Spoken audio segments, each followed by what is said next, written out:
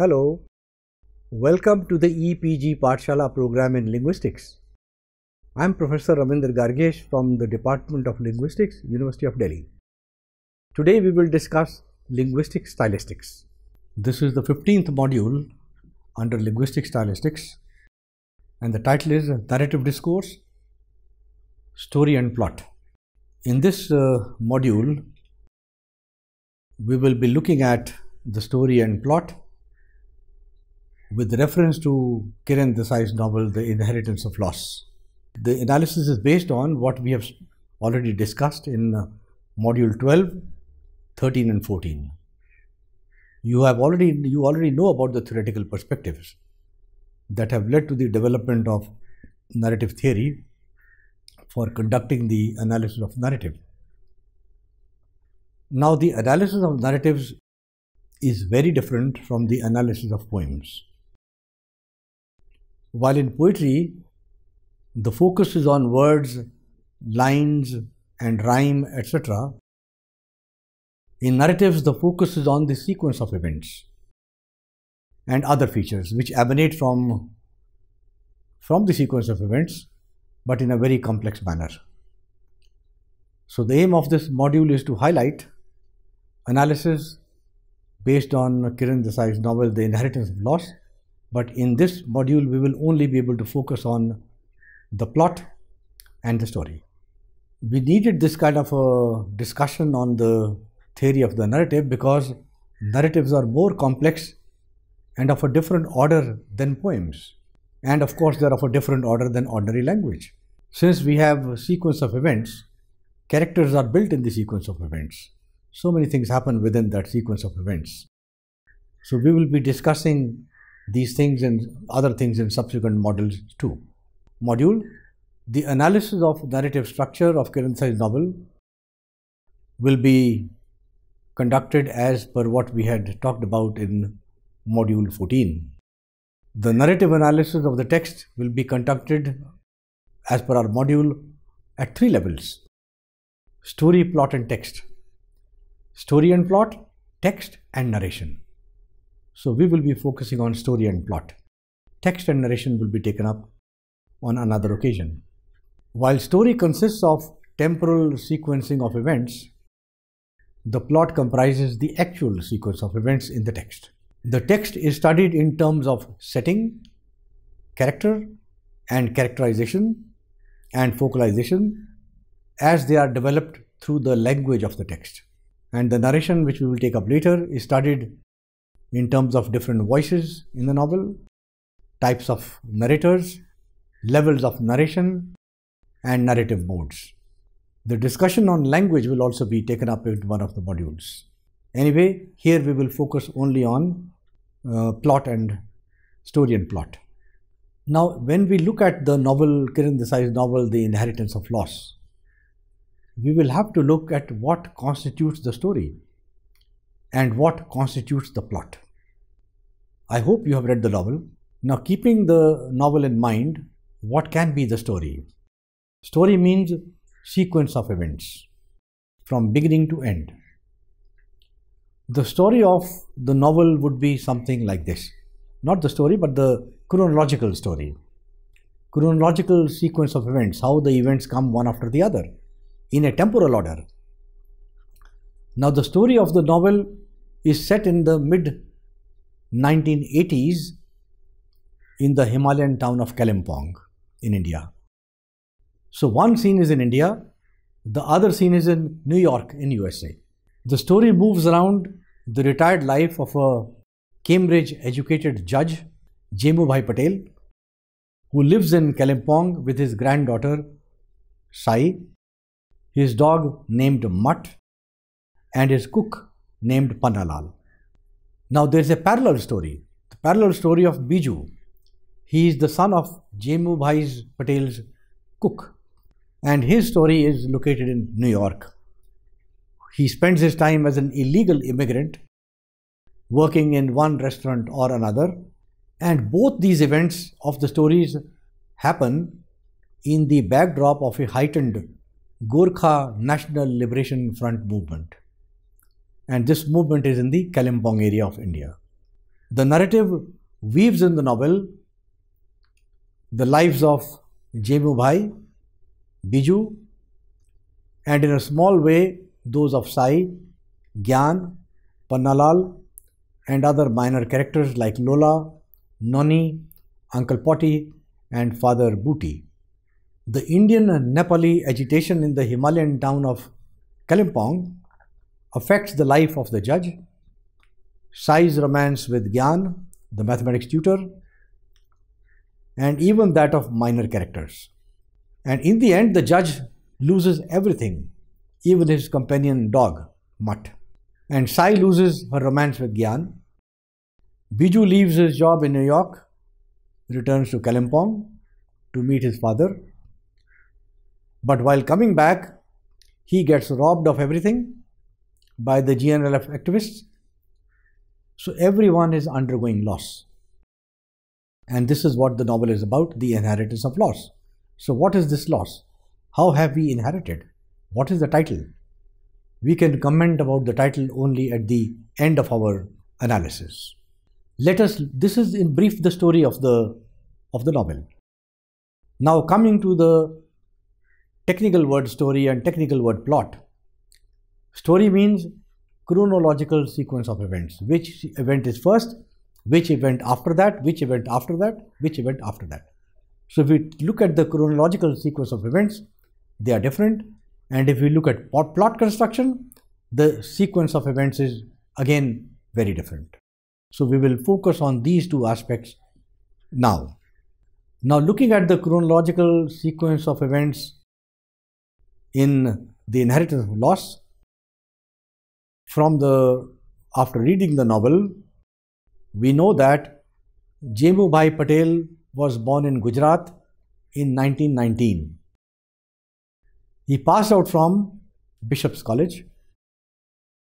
He gets married and he leaves for Cambridge at the age of 20 in 1939. He comes back to India after studying in England for 5 years and after completing his ICS. In India, he is posted in Bonda, UP, as an ICS official. He takes his wife with him, but later humiliates her and sends her back to Gujarat. He retires from his job and starts living in Kalimpong in his bungalow named Cho Oyu with his dog Mutt, his cook Pannalal, and Sai, his granddaughter. Biju goes to America. Biju's narrative in America. We have a Biju's narrative in America. It is followed by Sai is introduced to Lola, Noni, Father Booty, and other residents of the town. Biju's narrative again follows, and then Sai starts taking tuition from Noni, but after some days, she expresses her inability to teach mathematics and science. Gyan is appointed to teach mathematics and science to Sai. Then Biju's again narrative comes in when he works at one of the restaurants called Queen of Tarts Bakery. Then Gyan comes to teach Sai, and the judge looks at him with contempt, for Gyan cannot eat with knife and fork. Gyan could not leave Cho Oyu because of heavy rain. So that night, love develops between Sai and Gyan. Then Biju's narration again comes in a restaurant named Bridget in New York. Then we have, coming back to Kalimpong, romantic talk between Gyan and Sai. In America, Biju finds a job in Gandhi Cafe in New York. The day after the New Year, Gyan meets GNLF activists. He is convinced of injustices perpetrated on them. The day after New Year, Gyan meets GNLF activists, is convinced of injustices and joins GNLF. Gyan visits Cho Oyu and an ideological fight occurs between Sai and Gyan when Sai talks about Christmas celebrations. Gyan meets the leaders of GNLF movement and gives details of Cho Oyu and about the colonialist mindset of the judge and Sai. The judge's house is visited by activists of GNLF and they take away his gun, eat the food and humiliate him. Sai visits Gymkhana library in Darjeeling with Lola, Noni, Father Booty and Uncle Potty. 6 months later, GNLF activists set up camp at Gymkhana Club. Father Booty is questioned by the police regarding his papers.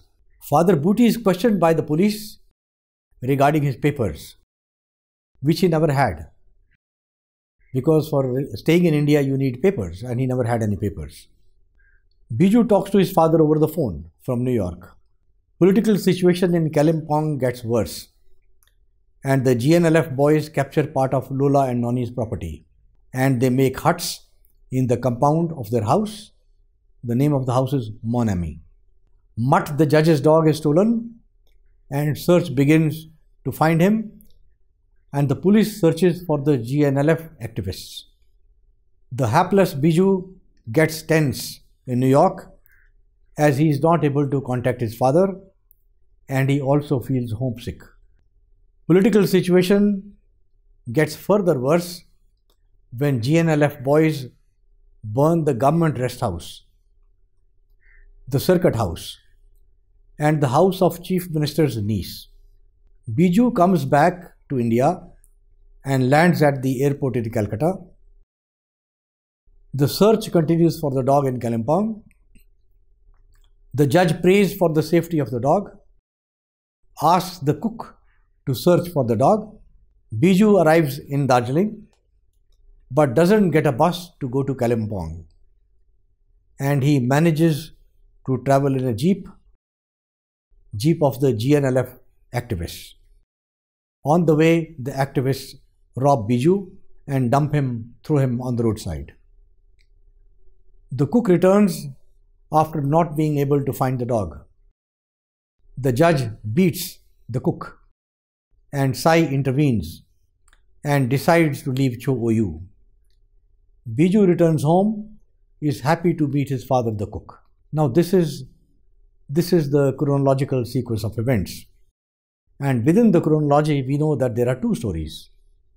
One, what is happening in Kalimpong, and the second, what is happening in New York.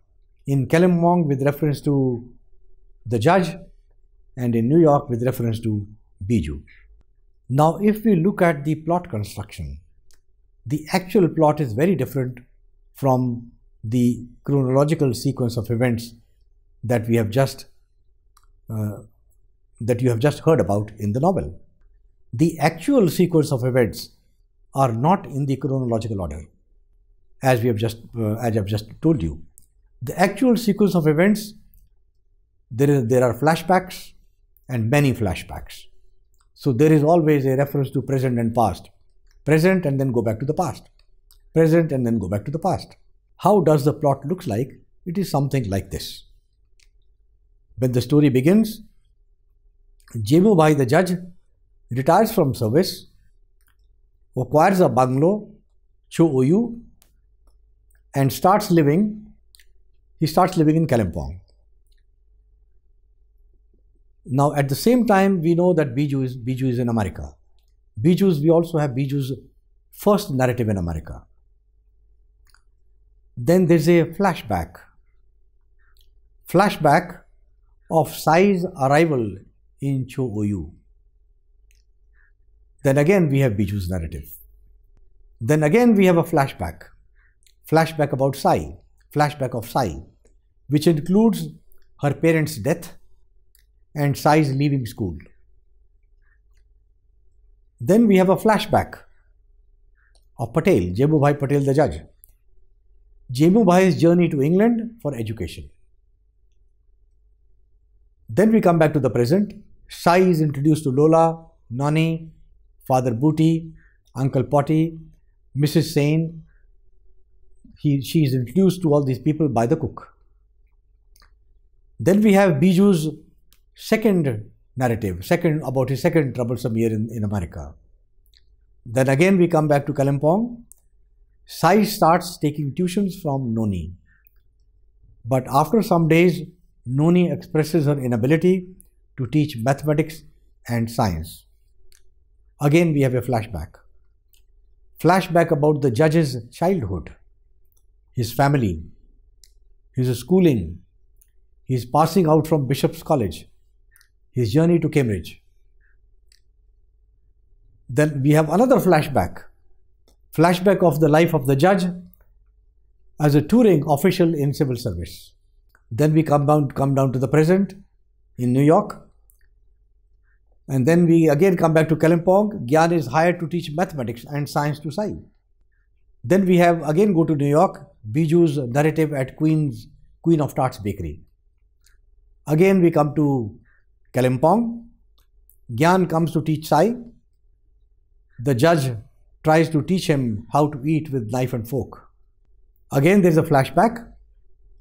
Flashback of the judge's hard work and his appearing in the competitive examinations. Again we come into the present.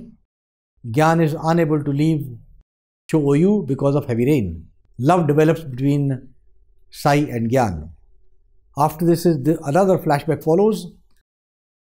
The judge's passing out ICS exam and his return to Pipit, his native place. Again we are transported to New York. Biju's narration in Bridget restaurant in New York. Again we are transported back into Kalimpong. We witness the romantic talk between Gyan and Sai. And then there is a flashback about Gyan's family background. Then we come to again the present but in New York. Biju gets a job in Gandhi Cafe. Again we come back to the present in Kalimpong.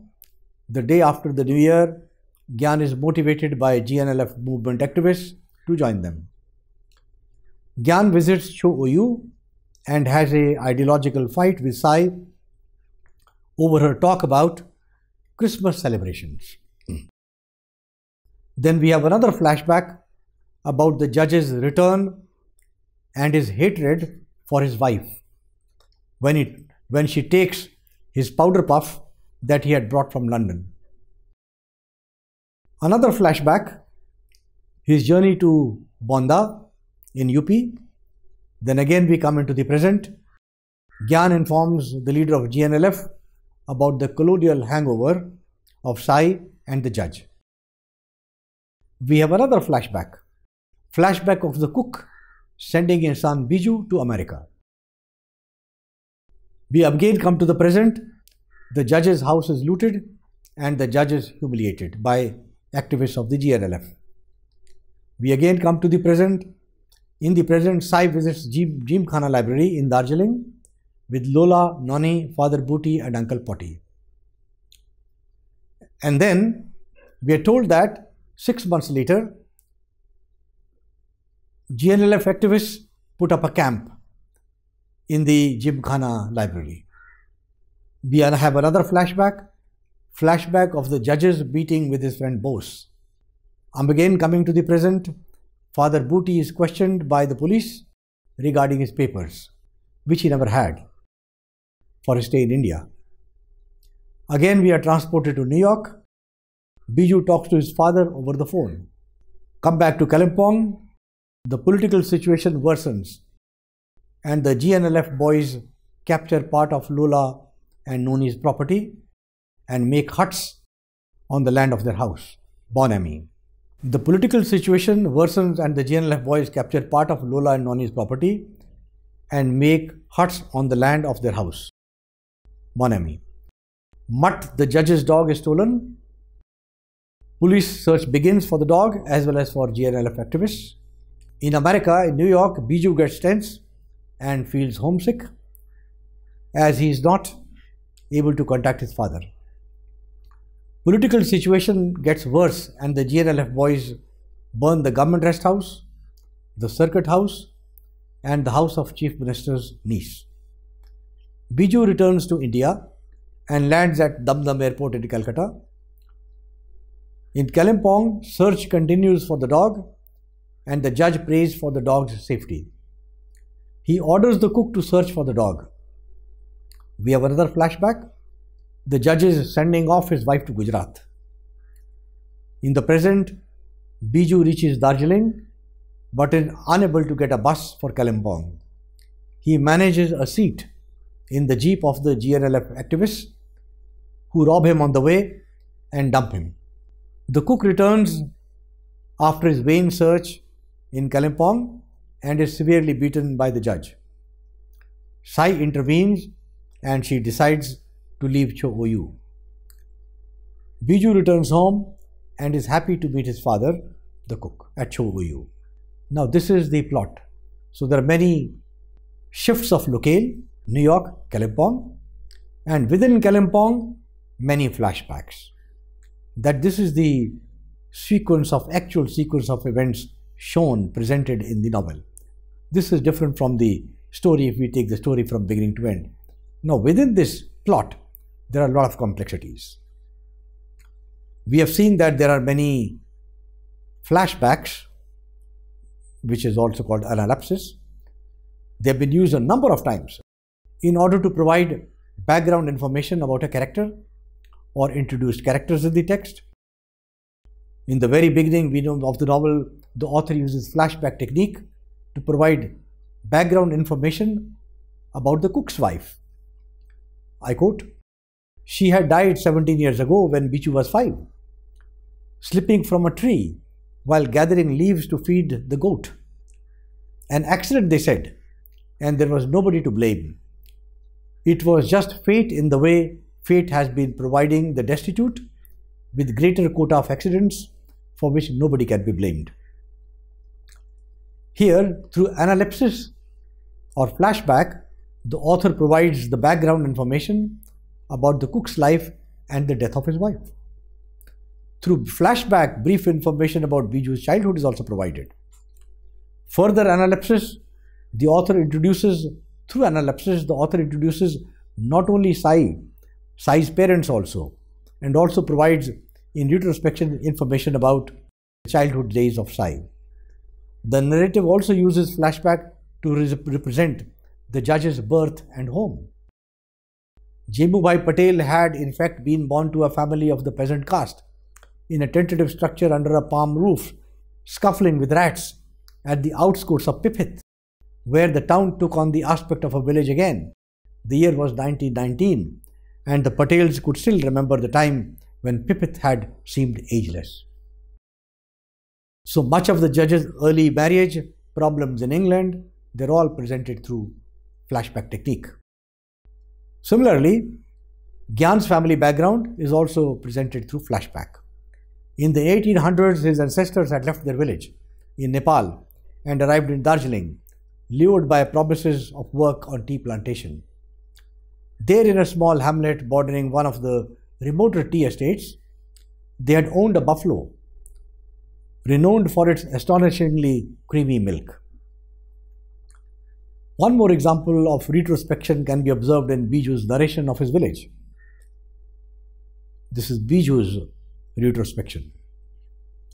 "The village was buried in silver grasses that were taller than a man and made a sound shh, shh, shh, as the wind turned them this way and that. Down a dry gully through the grasses, you reached a tributary of the Jamuna, where you could watch some men traveling downstream on inflated buffalo skins. The creatures' very dead legs, all four, sticking straight up as they sailed along, and where the river scalloped shallow over the stones, they got out and dragged their buffalo skin boats over."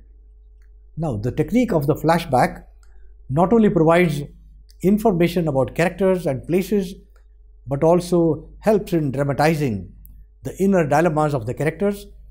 A great majority of the flashbacks are in relation to the judge, representing thereby his complex character. Flash forward, generally prolepsis, the flash forward is much less frequent than analepsis in novels. Prolepsis in the form of visualizing events in the future does not occur at all in the practical sense in this novel.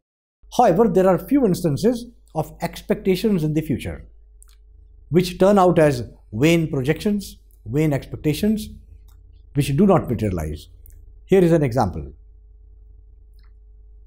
This is Biju thinking.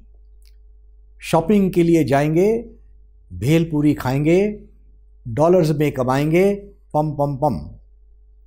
The translation is, we will go for shopping, we will eat bhelpuri, earn in dollars, and all is fun, pam pam pam. So this small passage narrates Biju's perception about earning in the USA. On being able to go to America, the real picture is about his struggle as an illegal immigrant. All the picture he has thought did not materialize. Take another example. He would forget the insight, begin anew. He would buy a taxi. He'd drive up and down the mountainside. He'd build a house with solid walls, a roof that wouldn't fly off every monsoon season. This is again the dream of Biju, that when he comes back to Kalimpong, this is what he will do. This passage reflects Biju's plan on returning to India from his torturous stay in USA. However, on his arrival, he is robbed of everything that he has on his way to Kalimpong. So everything, even this possibility, is negated. So it is clear that instances of prolepsis are few, and if whatever they are only vain expectations. These expectations only strengthen the sense of loss. To summarize what we have done today, the parameters for the study of narratives have been outlined earlier in Module 14. In the present module, instances of elements that make up a story and those that make up the plot have been presented with reference to Kiran Desai's novel, The Inheritance of Loss. While the story consists of the temporal sequence of events, the plot involves the actual presentation of the sequence of events. That is, it may not strictly follow the historical chronology of events. It can utilize analepsis, flashbacks, rather it uses them frequently, and at times prolepsis, flash forward. Analepsis provides the story immediacy, for it focuses on the current events while providing background information through flashbacks. Flash forward is used in the novel as a plan for the future. Of course, vain plans. It is the plot. In this way, it is the plot that powerfully shows the loss of prestige, values, material, and goods in the novel. The plot needs to be viewed along with other features also. So another feature of the plot is the location. The plot alternates between Kalimpong and New York with flashbacks and minor flash forwards.